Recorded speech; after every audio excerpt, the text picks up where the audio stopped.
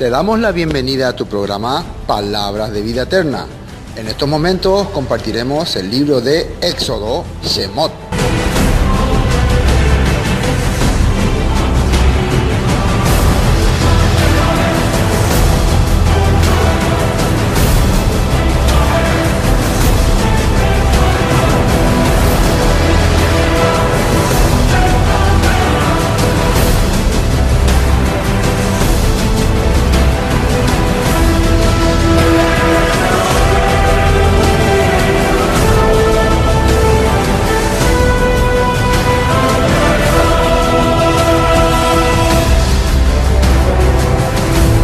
Libro segundo de Moisés, Éxodo.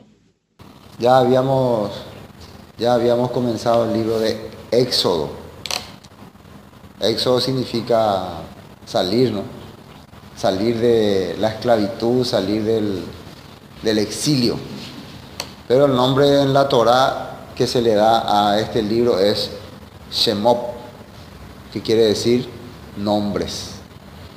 Y la palabra nombres significa acción. Quiere decir que a partir de ahora el Padre, el Eterno, empieza a trabajar, ya se puede decir, más fuertemente con su pueblo. Ya no más con una familia ni con un líder patriarcal, sino ya con un pueblo, con una nación ya. Entonces es como quien dice, y serio, ve mal asunto con anga. Y a partir de ese momento ya jamás va a ser el mensaje para una familia, sino siempre el mensaje va a ser dirigido al pueblo de Israel. Y eso es muy importante, ¿no? Y como habíamos terminado, había gran persecución. Antes del éxodo siempre hay gran persecución. Antes de que venga el rescate, que va a ser el Mesías en el futuro, va a haber gran persecución. La Biblia dice que Satanás, cuando sepa que le queda muy poco tiempo, va a ir a hacer guerra contra los que guardan el mandamiento de Elohim, de Dios, y los que tienen el testimonio de Yeshua. Va a perseguirles, va a querer interrumpir. Durante mucho tiempo hubo esta mentalidad. De los grandes líderes paganos también hubieron esa mentalidad de acabar con el pueblo de Dios. Hasta hoy hay muchos líderes que quieren exterminar al pueblo de Dios. Y ponen siempre cualquier excusa. No, que son sionistas, que son masones. Y puede ser. Nunca en el pueblo de Dios, en el pueblo de Israel, nunca todos eran, ¿cómo se dice?, santo de devoción. Entre ellos siempre había un Acán, había un Coré, siempre había un rebelde. Pero siempre fueron pueblo de Dios. Siempre fueron el pueblo escogido por Dios. Eso es lo que nosotros podemos entender.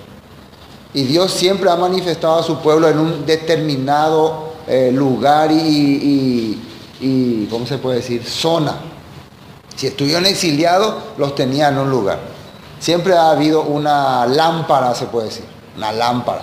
Porque hoy en día muchos dicen que el pueblo de Dios está esparcido por todas partes. Eso es cierto, ¿no? Eso es cierto.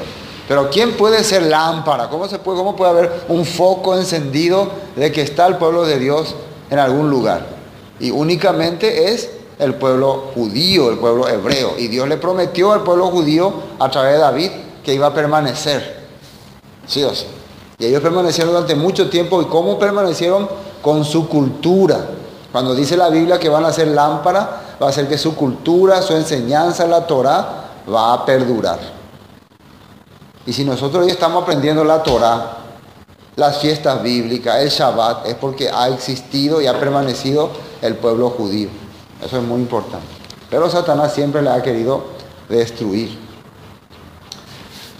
¿Cómo terminamos? Empezamos ya el capítulo 1 con la lista de los nombres de los apóstoles, de los hijos de Jacob.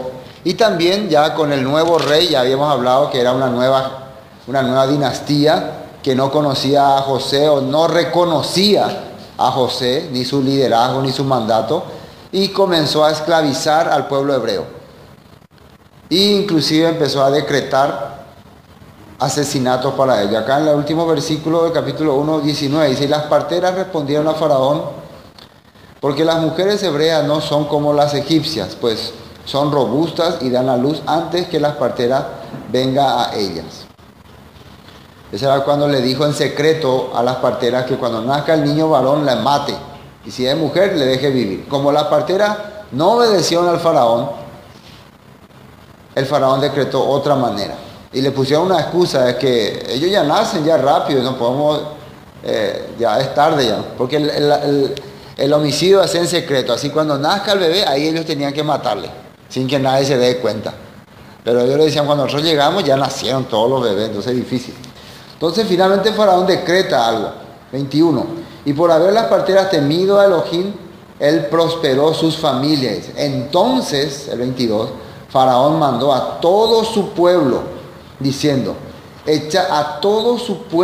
diciendo, echad al río todo hijo que nazca, y a toda hija preservad la vida. Ahora no hay argumentos, hay posturas, ¿no?, que dicen que, o pensamientos que dicen que a todo el pueblo le mandó, hasta a los egipcios, incluyendo a los egipcios.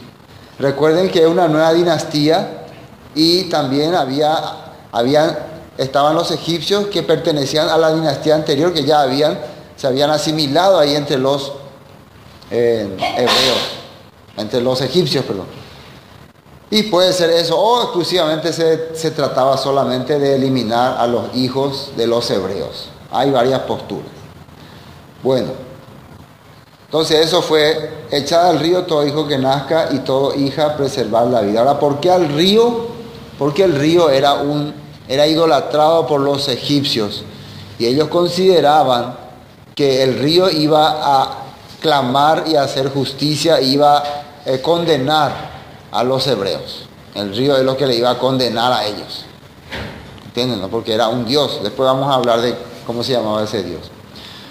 Ahora sí, arrancando el capítulo 2, lo vamos a analizar bien, porque siempre leemos Éxodo así de volada, pero hoy vamos a analizar así las partes que nunca nos pusimos a pensar, ¿no?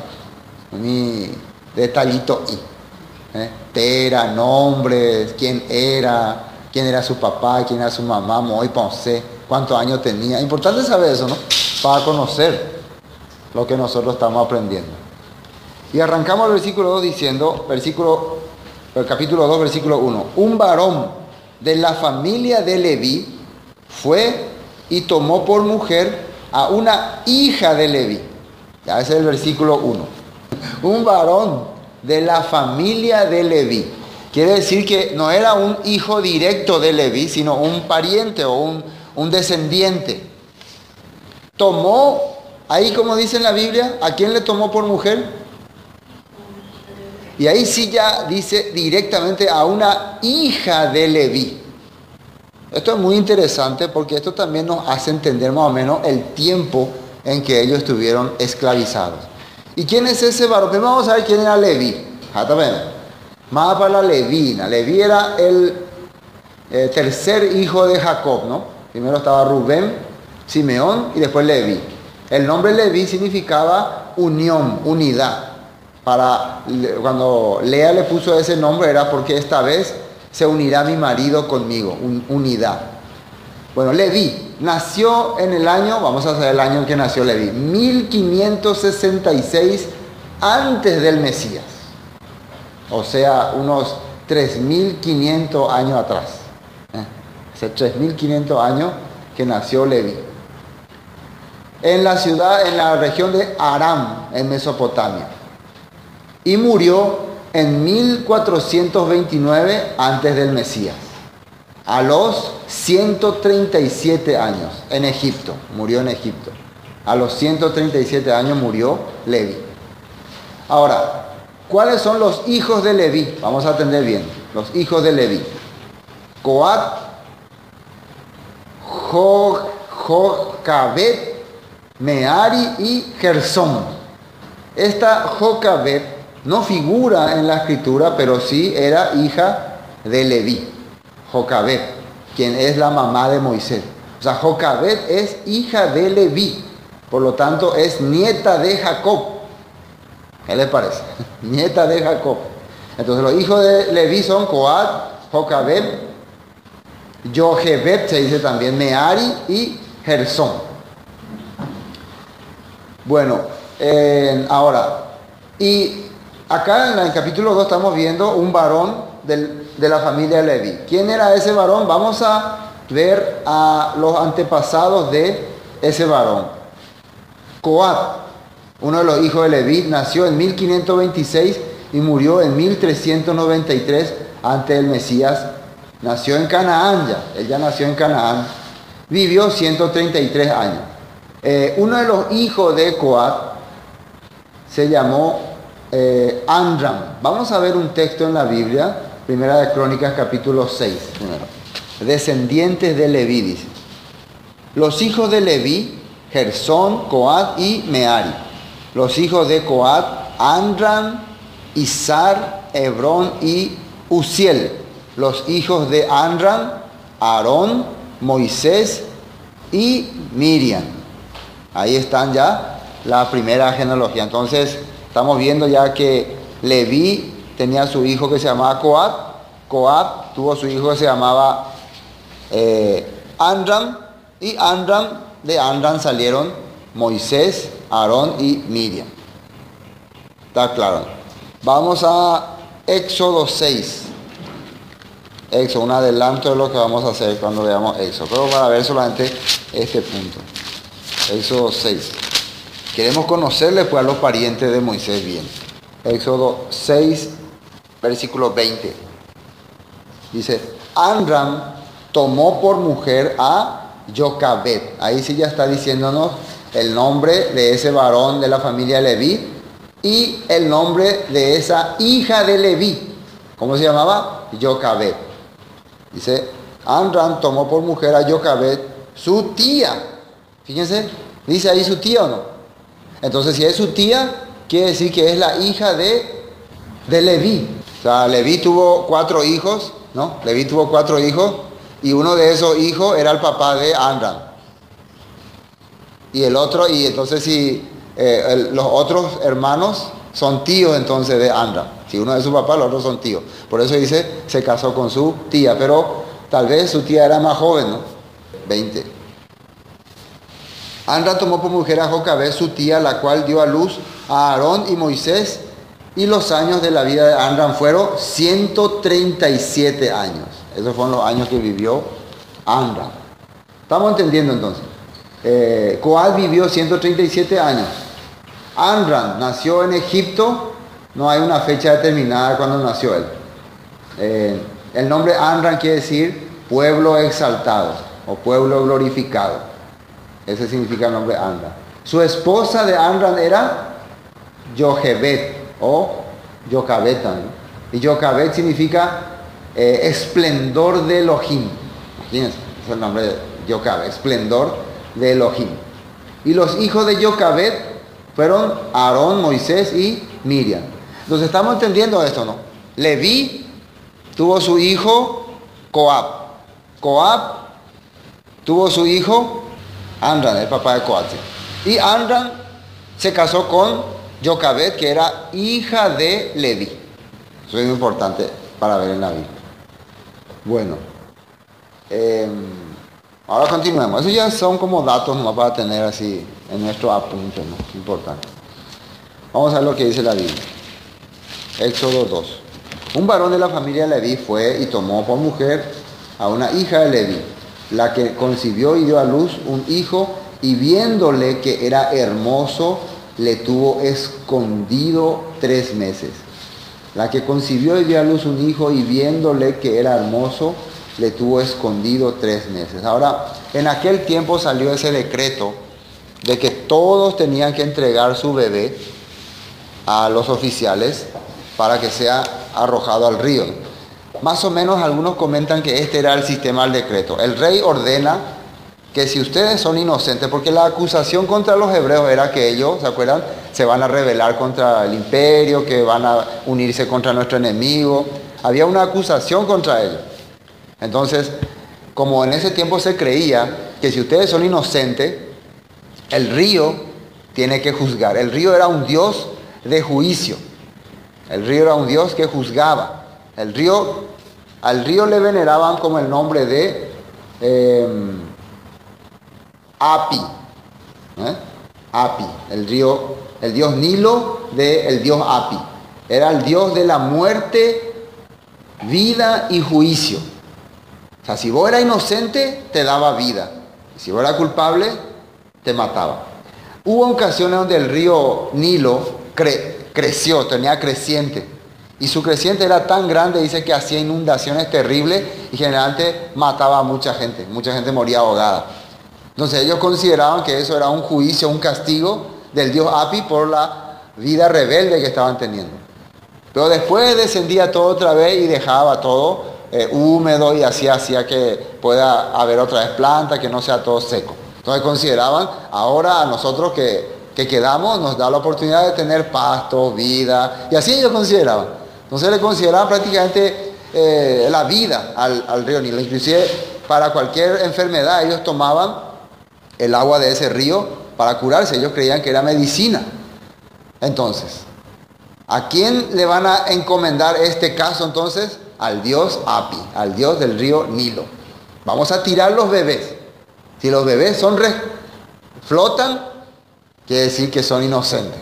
Y si los bebés se hunden, quiere decir que son culpables. Imagínense qué manera de juzgar.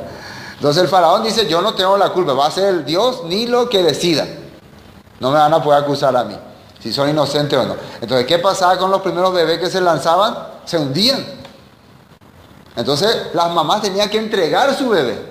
No había otra forma. Ellos aceptaron también esta creencia. ¿Y qué pasó? Su bebé era tirado. Entonces, fuimos culpables. Ellos consideraban que somos culpables. Pero cuando nació Moisés, había algo diferente.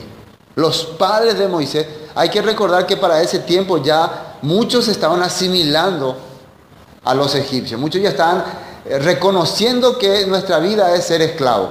No hay otra opción. Ya habían pasado casi 100 o 150 años de esclavitud. El famoso así nomás ya tenemos que vivir como esclavos. Mejor vamos a obedecer nomás a Faraón y cuando vieron ustedes la película de Moisés, como Coré y eso, vamos a ganar una cosita, vamos a ayudarle, vamos a ser fieles con el oficial y nos dan, algunos hebreos ya se acostumbraron a vivir con privilegios. ¿Entiendes? Esa era la onda que ya había ahí. Pero cuando nace Moisés, sus padres entendieron algo, ellos vieron algo diferente en él. Y según la Torá, según la interpretación de los judíos, ellos vieron como algo sobrenatural en Moisés. Dice inclusive que había una estrella que brillaba más, eso ya es comentario, ¿no? Que brillaba. Es raro que justamente cuando Yeshua nace, también había una estrella que brillaba. Pero esto estoy hablando de comentario judío. Ellos no creen en Yeshua, pero ellos están diciendo que cuando Moisés nació, había una estrella que brillaba. Y Moisés nació en una humilde casa, en un humilde hogar. ¿Y quién iba a ser Moisés? Iba a ser reconocido por los egipcios, que representa al mundo, como gran líder. Y ese Yeshua que nació también en una humilde casa, después de mucho tiempo iba a ser considerado por las naciones, por el mundo, como un gran hombre, ¿no? Todos le veneran hoy a Jesús, ¿no?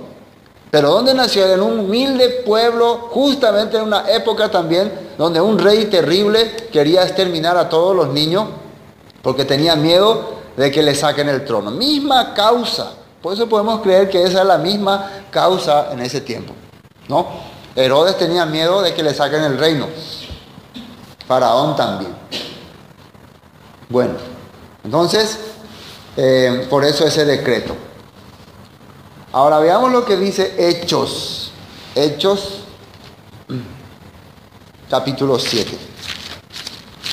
Esto es lo que Esteban le está narrando al Sanedrín cuando le está haciendo entender de que ellos se habían apartado ya de la enseñanza real. Y fíjense cómo se acuerda de Moisés. Ustedes si leen todo el capítulo de Hechos 7 van a ver una exposición detallada de toda la escritura que hizo Esteban. Hechos 7, 20. En aquel mismo tiempo nació Moisés. Y fíjense, para entender un poco más este contexto, El versículo 17 dice, pero cuando se acercaba el tiempo de la promesa, dice, de Elohim. Se acercaba el momento en que ya el pueblo iba a ser una nación como se le había prometido a Abraham. A Abraham se le había dicho que su pueblo viviría 430 años en esclavitud. Esa esclavitud, o en tierra ajena, comienza ya desde el nacimiento de Isaac. Porque Isaac ya empieza a ser su descendiente. El primer descendiente oficial de Abraham fue Isaac. Desde ahí empieza el conteo. Ahora, cuando ya se acercaba el tiempo, ¿qué quiere decir? Cuando ya el tiempo de que iba a haber un pueblo que iba a ir a ocupar la tierra como nación, como le habían prometido a Abraham, empezaron a ocurrir algunos hechos, dice acá Esteban. Dice, cuando se acercaba el tiempo de la promesa que Elohim había jurado a Abraham, el pueblo creció y se multiplicó en Egipto. Creció y se multiplicó. Hasta que se levantó en Egipto otro rey que no reconocía a José, que no aceptaba el liderazgo de José. Este rey, usando de astucia con nuestro pueblo, maltrató a nuestros padres a fin de que expusiesen a la muerte a sus niños para que no se propagase. Fíjense que él les obligó que entreguen su hijo, le entregaran, de acuerdo a lo que yo les expliqué recién. Hay el decreto del río Nilo que así vamos a hacer. Yo puedo entender que igual en esta época el mundo, el sistema, te obliga a entregarle a tu hijo al sistema. Te obliga a enseñarle las cosas que el mundo quiere que le enseñe. ¿Sí o no? Nosotros hemos sido obligados muchas veces a convencerle a entregar a nuestro hijo al sistema que se estableció en este tiempo. Y en los últimos tiempos, cuando ya venga el tiempo final para Satanás, imagínense. Ahora, ¿cómo salió esa teoría del género? Y ahora ya no hay importancia. Inclusive escuché en una escuela de, no sé si de Ecuador, ¿dónde? Que el uniforme va a ser, ¿cómo se puede decir? Único. Ya no vamos a ver uniforme de niñas y de niños. Va a ser uniforme único. O sea, todos van a usar pantalón, todos van a usar misma remera. ¿Escucharon ese tema en un colegio? Unisex. Unisex. Entonces ya no se van a poder identificar quién. Así como los policías. Los policías se visten todos iguales, ¿no? Creo que sí, ¿no? La mayoría. Pero poco a poco anteriormente todas las mujeres usaban pollera y su trabajo era siempre de oficina. Ahora sí las mujeres de policía tienen que salir también a balearse ahí con los malhechores, ¿no? A tirotearse también y tienen que usar uniforme así. Bueno, eso yo escuché en Ecuador o no sé en qué país, que en un colegio ya las niñas no van a más usar vestiditos ni nada, sino pantalones también. Todo va a ser igual. Chile, Ecuador, así es. Bueno, eso es cuando el sistema nos obliga a entregarle a nuestros hijos a su voluntad. Y en los últimos tiempos va a ser peor. Por ejemplo, si ya te dice que ya no tenemos que creer más la escritura, ahora el famoso dicho que Estado laico. ¿Escucharon esa frase? Estado laico quiere decir el Estado no cree en nada. Por lo tanto, no es obligatorio creer en nada. Ahora es así nomás. Vos podés creer lo que crees, pero con el tiempo ese título de Estado laico va a tener tanta fuerza que cuando vos le quieras enseñar a tu hijo la palabra, ya le vas a estar queriendo presionar algo o cargar algo, ya va a ser una discriminación, una presión. Ya puedes irte preso. Si tu hijo te denuncia, ¿no? Mi papá quiere que obligatoriamente yo crea. Y puede ocurrir porque hay cada religión también desastre.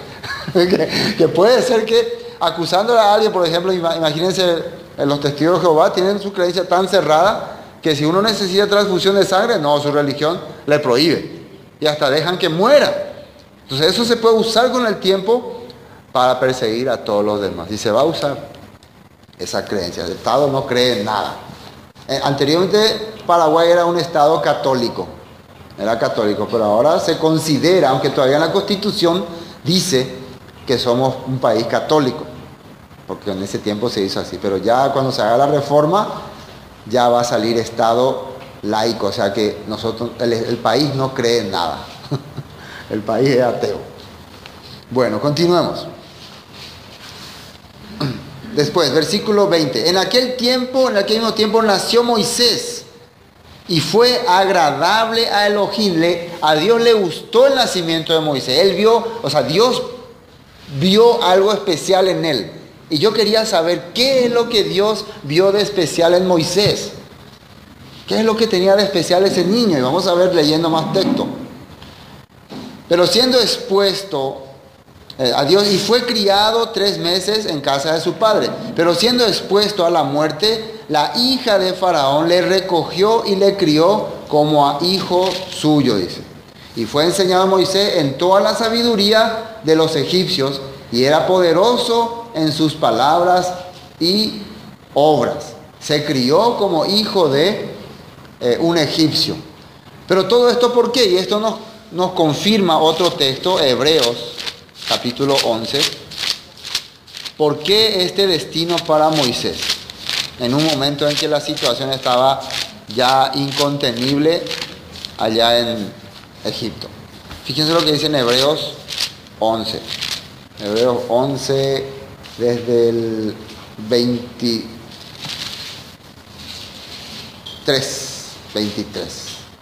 Dice, por la fe. Hebreos 11, 23. Por la fe Moisés, cuando nació, fue escondido por sus padres por 3 meses. Aquí ya sale una palabra importante, por la fe. No era simplemente por amor de padre, amor de madre. Recuerden que en ese tiempo ya la influencia del faraón sobre los hebreos era fuerte. Ellos corrían el riesgo de que muera toda la familia si no obedecían esa ley. Imagínense, toda la familia. Y vas a preferir entregarle a tu recién nacido que mueran tu hijo, tu hija, tu esposo, todo. ¿Sí o no? No te va a quedar otra. Entregame tu recién nacido o matamos a toda tu familia. ¿Qué vas a hacer? Va ella, pota. Entregate a Mantesueno. El Dios ni lo va a determinar si es justo o inocente lo que vamos a hacer. Y lógico, si vos le tirás un bebé en el río, que va a morir. Pero ellos así tenían su creencia, ¿no? El Dios ni lo va a determinar. Entonces vos tenías que dejar la vida de tu hijo en manos de el Dios del río Nilo. ¿Sí o no? Oh Dios Nilo, por favor, salva a mi hijo. Así. Vos estás entregando. Pero ellos, al ver a Moisés, a su hijo, un corazón diferente, dijeron, este niño no es para ser entregado a ningún Dios Nilo. Nosotros no vamos a entregar. Entonces va a morir toda la familia. Entonces ellos le escondieron un tiempo. Vamos a guardarlo, vamos a esconderlo ahí, mientras era bebé. Pero dice que llegó el tiempo en que ya el niño tenía 3 meses. Y ya lloraba, ya hablaba, ya era difícil. ¿Qué quiere decir? En el corazón de Jocabed y de Anra, Jocabed, ¿quién era Jocabed? Hija de Leví, no va a ser cualquier persona. Nieta de Jacob. Sí o sí ella conoce la historia de su pueblo. La historia que viene desde el tiempo antiguo. Entonces una mujer de fe era. No era cualquier mujer. Una mujer que está en el linaje de los patriarcas. Decide, mi Elohim es más poderoso que este Dios Nilo. Yo no le voy a entregar hasta que mi Elohim, mi Dios, me revele qué hacer con él. Y era la fe de ella lo que estaba impidiendo que Moisés sea entregado a los egipcios. Hermanos, cuando una persona tiene la fe, no le entrega a su hijo al mundo. ¿Ustedes le quieren entregar a su hijo al mundo? ¿Quieren que su hijo aprenda la costumbre del mundo, vivan como el mundo? Ustedes tienen que tener la fe de Jocabed. La entregamos. Hay cobaitas en Dios. Año hay nota. No voy a dejar que mi hijo sea sacrificado por estos dioses paganos. Yo tengo mi Dios y mi Dios me va a proteger. Esa es la fe y eso vio Dios. Por eso yo creo que por eso le agradó Moisés, porque vio la fe de sus padres. Si nosotros como padres no podemos echar nuestro corazón por nuestros hijos, ¿cómo pretendemos entonces que Dios se apiade de ellos? Ñande hoy ñame el mundo, ñande hoy entregarse a las placeres. Nosotros somos los cabecitas. Ya de la mitad, oye, divertí. Ya, oye, pase ahí, la moto área, cuando juventud. Ya no te quiero que me va a una fiesta, 2 fiestas. ¿Sí o no? Mamá, tengo una fiesta con mis compañeros y no sabemos qué hora vamos a venir. Bueno, hija, ¿no importa mía? O no importa. Ya pejenduman ahí a ver alguna mitad cuña y cuera entender tu sabeo. Y jóvenes también. Entonces parecemos padres argelados, padres que del viejazo. Pero la verdad, entregarle así nomás a nuestro hijo al mundo es como entregarle al faraón para que le sacrifique y que sea lo que el mundo dice. No, escucharon este dicho, yo ya le entregué a mi hijo a la voluntad supuestamente de Dios. Pues nunca le enseñó la palabra, nunca actuó conforme a la palabra con la vida de su hijo o su hija. Entonces cuando ya es grande, cuando ya de puga acabé más de ser, cuando ya no puede más, le entrega nomás. ¿A quién? Al destino, al Dios Nilo. O sea, o sea, no sé, estoy colo y cual. No. Nosotros mientras podamos, tiene que manifestarse esa fe. Somos hijos de Abraham, descendientes de Abraham, del pueblo de Israel. Tenemos que transmitirle a nuestro hijo nuestra fe. Amén. Y eso le agrada a Dios. Cuando ve padres con fe, padres que están emuná. ¿Qué es emuná? Fuerza que corre, tiene autoridad, da vida y alaba a Elohim. Cuando ve padres que actúan, se mueven. En vez de involucrarle a su hijo en las cosas del mundo, vamos a irnos a escuchar la palabra. Vamos a leer hoy la escritura. Vamos a celebrar Shabbat. Vamos a celebrar Rosh Chodesh. Vamos a conseguir, en eso están. Esos son Yocabet de este tiempo. Entonces Dios sí o sí se va a agradar de su hijo. Amén. Sí. Entonces le agradó. Por la fe Moisés cuando nació fue escondido por sus padres por 3 meses porque le vieron niño hermoso. Acá ese término niño hermoso quiere decir niño bueno, niño especial. ¿En qué era especial Moisés? En que sus padres veían como esperanza de Israel. Claro, si vos a tu hijo no le ve como esperanza, no, cuando hay esperanza va a ver. Entonces, ¿cómo vas a considerar que tu hijo es bueno o especial? Lo hermoso no se trata solamente de la apariencia, se trata de la esperanza que tener con él. Si nosotros tenemos esperanza de que nuestros hijos van a hacer, su vida va a ser mejor que la de nosotros, entonces vamos a dedicarnos a ellos. ¿Es así o no es así? Ellos no van a pasar las torpezas o los fracasos que yo pasé. Ellos son para mí algo especial, ellos tienen que tener otro tipo de vida.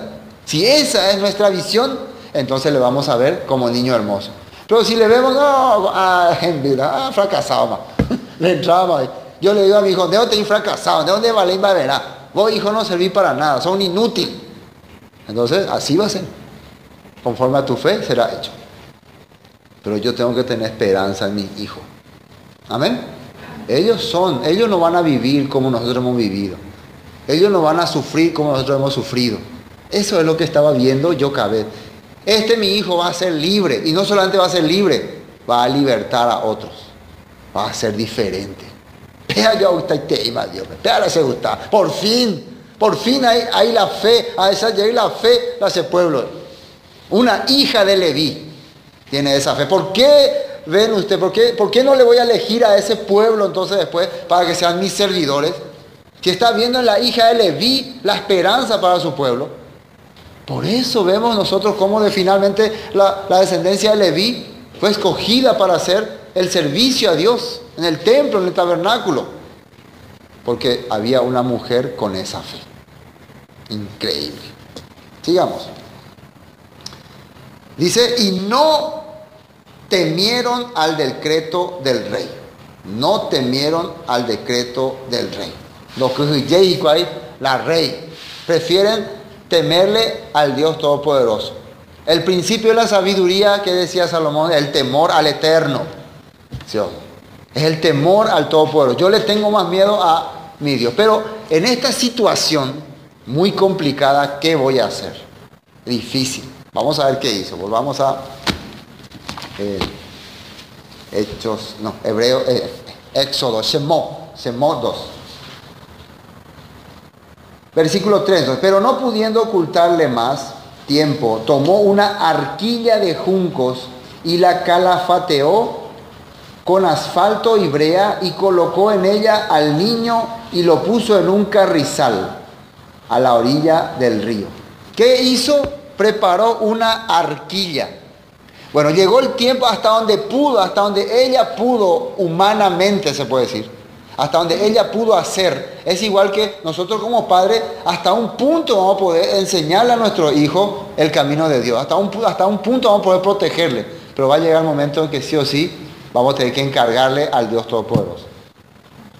Pero fíjense, ella no usó el sistema que el faraón quería usar. Ella no le entregó al faraón. Ella le va a entregar a su hijo al río. ¿Sí o no? El río representa ciertamente el juicio, muerte y vida. Yo le voy a entregar al río, pero de la manera que mi Elohim nos rescató a nosotros como humanidad también. ¿Se acuerdan de alguien que fue rescatado del juicio por medio de este sistema? ¿Quién era? Noé. Vamos a mirar Génesis capítulo 6, para recordar nomás, capítulo 6. En aquel tiempo la humanidad estaba corrompida, ya todos habían desviado de la verdad, pero que existía una persona que tenía la fe. Fíjense, capítulo 6, versículo 7. Y el Eterno dijo: reharé sobre la faz de la tierra a todos los hombres que he creado, desde el hombre hasta el reptil y hasta las aves del cielo, pues me arrepiento de haberlos hecho. Así estaba ya el juicio contra la humanidad. Pero Noé halló gracia ante los ojos de Adonai. Noé halló gracia. Aunque el mundo estaba corrompido, había alguien que tenía la fe. Y versículo 7, estas son las generaciones de Noé. Noé, varón justo, era perfecto en sus generaciones. Con Elohim caminó Noé. Noé caminaba con el Padre. Él hacía su voluntad, él tenía la fe, él escuchaba su voz. Por eso Dios le reveló a Noé la manera que él se iba a librar de ese juicio, él y su familia. Vamos a saltear. Versículo 14. Hazte un arca de madera de gofer, harás aposento en el arca y la calafatearás con brea por dentro y por fuera. ¿Qué le pidió que haga? Un arca para librarse del juicio. Entonces, ¿de dónde creen que Jocabet sacó la idea de hacer una arquilla? De esta interpretación, de esta historia de su pueblo. ¿Cómo mi Dios le libró al hombre de fe de aquella época haciendo un arca? Bueno, de la misma manera yo voy a hacer un arca y voy a ponerle ahí a mi niño, y mi Elohim, así como le salvó a Noé, que era justo, le va a salvar. Dice que hizo con arcilla, ¿no? Ahí donde le iba a cubrir al niño, barro, y alrededor puso brea, ¿no? O sea, leque, así se puede decir, ¿no? Para que no entre el agua. Una canasta. ¿Cómo era el arca? El arca no tenía timón, el arca no tenía aleta, solamente era una caja. ¿Quién guiaba el arca? ¿Quién direccionaba? Dios. De la misma manera, esta arquilla no va a tener vela, timón, nada, solamente va a encomendarse a Dios. El Dios de Abraham, Isaac y Jacob va a dirigir y va a hacer juicio. Y Él le va a llevar a un destino donde Él pueda crecer. Así creyó Jocabet. Uno diría, y tal vez más que mí, ¿sí o no? Inclusive en la novela muchos le critican, ¿no?, a ella por haber hecho eso, esa vergüenza, ¿no? Pero ¿qué era mejor? ¿Entregarle a los egipcios? ¿Entregarle al dios Api, al dios Nilo? ¿O entregarle a su Dios, a su Elohim? Si ella decidió, le voy a entregar a mi Dios. De la manera que mi Dios salvó a mi pueblo, así voy a hacerlo. Entonces, una cosa que la Biblia nos está enseñando: si vos seguís la manera que el Todopoderoso estableció, siempre vas a ver buena respuesta positiva. Pero si vos querés seguir, si vos querés salvarte de acuerdo a la enseñanza y tradición de los hombres, sí o sí es fracasado. Es fracasado hoy. Y mañana de salvación de hombre la ya de cagüe. Yo salvo, yo ya era salvo, yo ya soy salvo. No entendemos ni por qué, a la manera de hombre. Y tenés que creer Hebreos 17, que ya sos salvo ya. O tenés que creer Jesús murió por mi pecado. Nosotros usamos la manera tradicional, no la manera que estableció el Padre. Esa arca representa nuestro Salvador Yeshua. que Él viene y cubre con su vida todo el juicio que va a caer sobre las naciones. Pero esa arca es el resultado de la fe de Jocabed. Esa es la verdad. Esa arca no es solamente algo que apareció ahí. Es el resultado de la fe. ¿Y la fe que es? Manifestación. La fe sin obra es muerta. Ella pone algo. Hemos muy de ella puede un bebé. El como ante la defende cotube o uta la guardia y platan de ilan de membu. O yucata sube. Tenés que ver. Y para eso tenés que tener la fe. ¿Y cómo decía Pablo que viene la fe? Por el oír. Y el oír la palabra de Dios. En este caso, por recordar cómo Dios salvó a mi pueblo de esta manera. Vemos una vez más que la Biblia está solucionando el problema ahí en ese mismo momento. Bueno, continuemos. Estamos en el versículo 5, ¿no? No, 4. Y puso el carrizal y una hermana suya se puso a lo lejos. ¿Cómo se llama esta su hermana? Miriam, ¿no? Según la Biblia, la hermana de Moisés se llama Miriam. Para ver lo que acontecería. Y la hija de Faraón descendió a lavarse al río. Y paseándose sus doncellas por la ribera del río, vio ella la arquilla en el carrizal. Y vio una criada suya, y envió a una criada suya a que la tomase. ¿Qué estaba haciendo la hija del faraón en el río? Era costumbre también de la realeza ir a las orillas del río a refrescarse, a tomar el sol y también a hacer muchas veces ceremonias a los dioses. Los cultos al dios Api se hacían ahí a orillas del río. Eran costumbre también. Hay comentarios de que la hija del faraón no estaba de acuerdo con ese decreto de su padre y salió como a orar al dios Api, ¿no? Como a decir, oh Dios Api, protege a esos niños. Hay comentarios así según la Torah, que ella no estaba de acuerdo, que a ella le parecía algo horrible, ¿no? Y salió, ahora, porque ella era una mujer, según los comentarios que leí aquí en la Torah, que no podía tener hijos. Y ella tanto deseaba un hijo y su papá estaba matando a los niños, entonces ella sentía un dolor, una tristeza. ¿Entienden, no? Entonces sale a orar al dios Nilo. Sale a orar al dios de Egipto, ¿no? Y de repente aparece ahí un niño en una arquilla. ¿Sí o no? ¿Qué puede entender ella? El dios Nilo me ha enviado este hijo. El dios Nilo ha salvado a este hebreo. ¿Sí o no? Claro, ella en ese momento no creería que era el dios de Israel, ¿no? Pero la verdad, ¿quién estaba haciendo ahí el trabajo? Era el dios de Israel. El dios Api no existe. Pero en su ignorancia, y esto podemos también darnos cuenta que muchas personas, aunque no entienden muy bien, pero están haciendo las cosas con buen corazón. Y tarde o temprano, en su creencia incrédula, pero si está con buen corazón, el Eterno le va a revelar la verdad. Pues no podemos nosotros menospreciar a todas las personas porque no creen exactamente como nosotros entendemos. Porque algún día les va a revelar, les va a abrir el entendimiento. Pero en ese momento ella sentía, según los comentarios, sentía dolor por lo que están haciendo con los hebreos.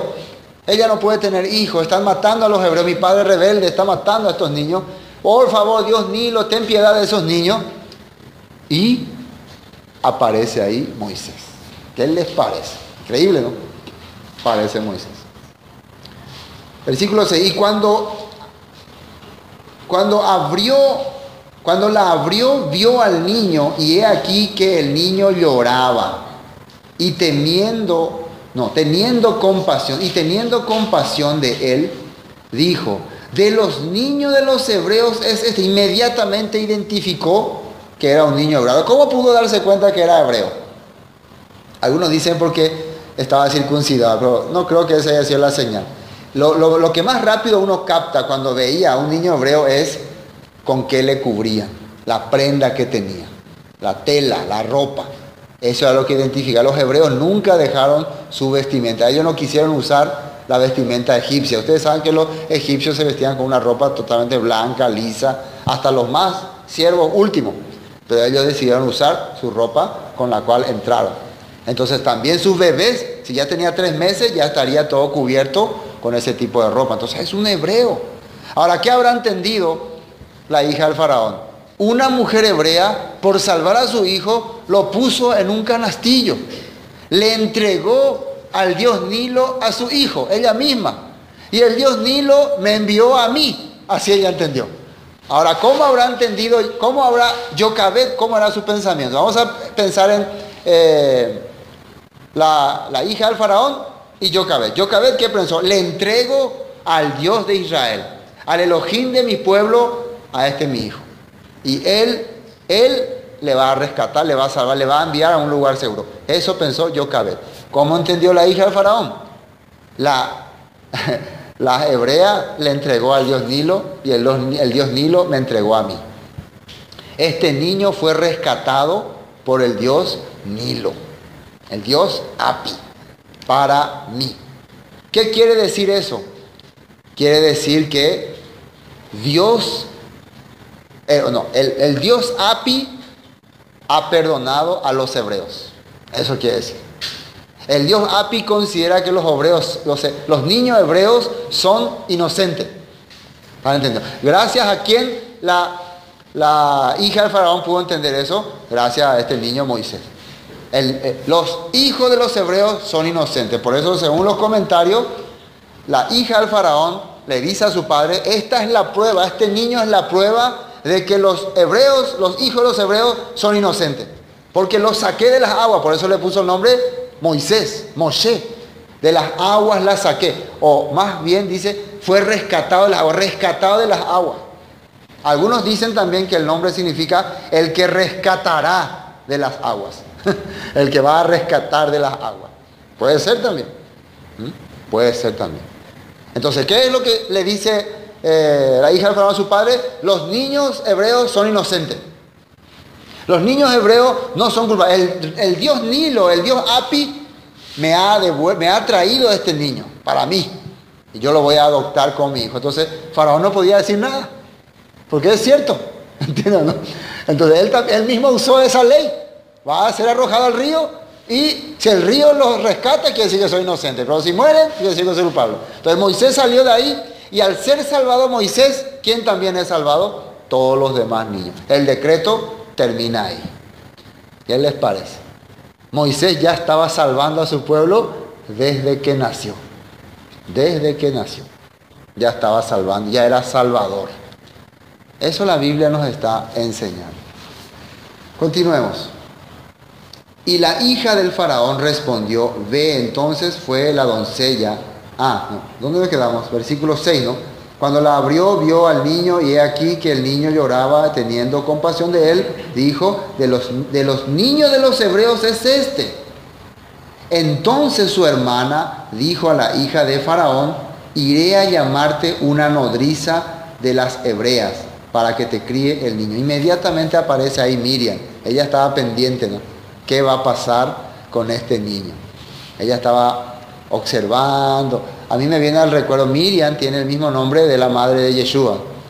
Yeshua, la Biblia dice que Miriam, la mamá de Yeshua, cuando veía todos los acontecimientos que le pasaba a Yeshua, guardaba en su mente y se pensaba, ¿qué será el propósito que tendrá el Eterno con mi hijo? En este caso, ¿qué será el propósito que tendrá el Eterno con mi hermanito? Siempre Miriam estuvo pendiente de Moisés, pensando que un día él nos va a rescatar.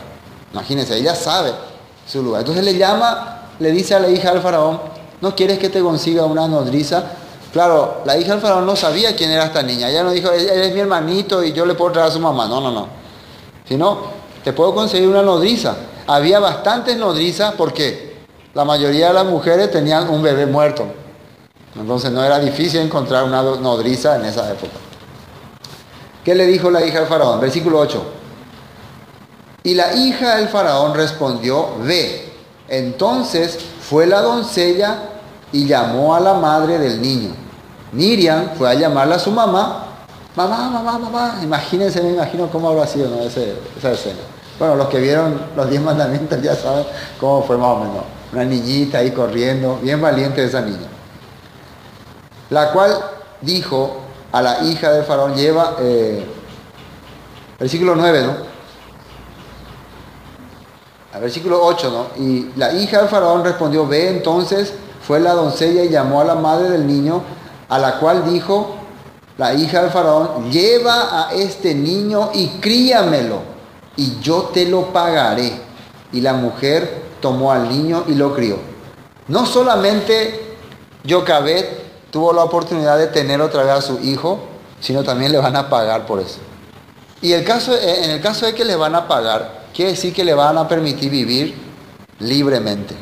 Le van a permitir vivir con todas las comodidades. Si la hija del faraón es una autoridad muy grande en Egipto. Ella es prácticamente reina. Si muere su mamá, ella es reina.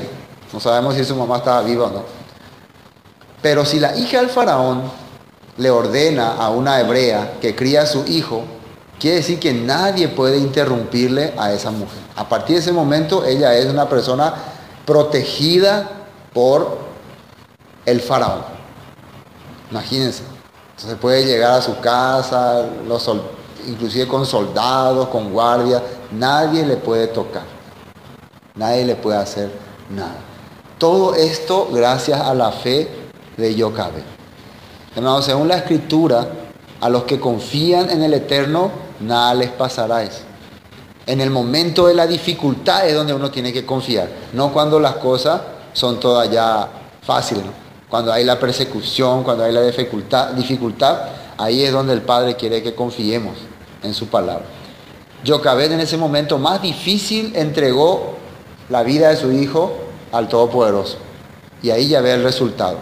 El poder máximo de ese país, su enemigo número uno, el que quería matar a su hijo, ahora le está sirviendo. Ahora es su servidor. ¿Qué le parece? ¿Quién está sirviéndole a su hijo? Hasta hace poco su hijo era un pobre niño sin esperanza, ¿no? Que nació, habrá dicho la gente, ya comita, esa la y mala suerte tengo, la nacer justamente en la época donde se tiene que matar a los niños. Además nació una familia que no tiene mucha esperanza para salvarle. Si nacía rey, si nacía hijo del faraón, iba a ser poderoso. Pero ese niño que nació como en la familia de esclavos, en una familia sin esperanza, ahora ese niño está siendo protegido por faraón. Por el poder más fuerte que había en esa época, está siendo protegido ese niño indefenso. Yeshua nació así también. Yeshua nació pobre en medio de una crisis en Israel, en medio de una persecución. ¿Se acuerdan? En medio de una persecución. Herodes quería matar a los niños. ¿Y quién le protegió? Por cierto, ¿quién le protegió a Yeshua cuando nació? ¿Sabían quién le protegió? ¿Quién sabe? ¿A quién? El faraón de Egipto. El faraón de Egipto le protegió. José fue a vivir a Egipto bajo la protección del faraón. Así sale en la Escritura. Y ahí estuvo hasta que murió el que quería matarle. Yo no. Hasta eso la Biblia nos enseña. Esa es la fe, el resultado de la fe. Finalmente, versículo 10, porque hasta el versículo 10 no vamos a dar hoy, porque no vamos a tener más tiempo para continuar. Y cuando el niño creció, ella lo trajo a la hija de Faraón, la cual lo prohijó y le puso por nombre Moisés o Moshe, diciendo, porque de las aguas lo saqué. Lo adoptó como su hijo. Eso quiere decir que le hizo príncipe de Egipto. De ahí sale la famosa serie El Príncipe de Egipto. Entonces Moisés llegó a ocupar un cargo muy importante en Egipto. Inclusive hay comentarios que dicen que él estuvo a punto de ser nombrado como descendiente de Faraón. Descendiente de Faraón. Que él podía haber llegado a ser Faraón. Pero ¿qué habrá pasado? Eso vamos a ver en la siguiente historia. ¿Sí o no? Vamos a compartir hasta aquí nomás.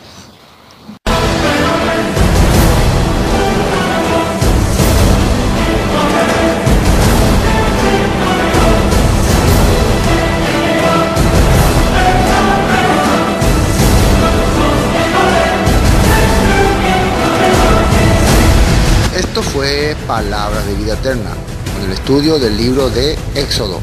Para cualquier información, 0981 60 46 77.